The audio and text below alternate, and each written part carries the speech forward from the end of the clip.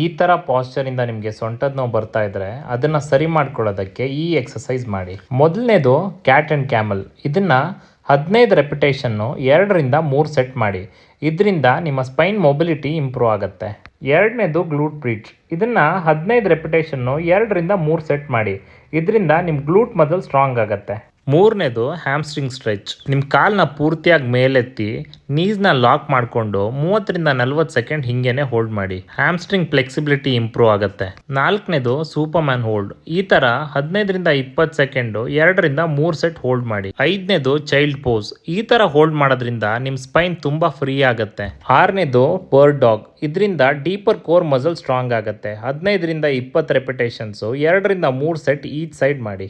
ಹಾಗೆಯೇ ಈ ಥರ ಕೋಬ್ರಾ ಹೋಲ್ಡ್ ಕೂಡ ಮಾಡಿ. ಈ ಎಕ್ಸಸೈಸ್ನ ನೀವು ಎಲ್ಲಿ ಬೇಕಿದ್ರೂ ಯಾವಾಗ ಬೇಕಿದ್ರೂ ಮಾಡ್ಬೋದು. ಇದರಿಂದ ನಿಮ್ಮ ಪಾಸ್ಚರ್ ಇಂಪ್ರೂವ್ ಆಗೋದ್ರ ಜೊತೆಗೆ ನಿಮ್ಮ ಸೊಂಟ ನೋವು ಕೂಡ ಕಡಿಮೆ ಆಗುತ್ತೆ.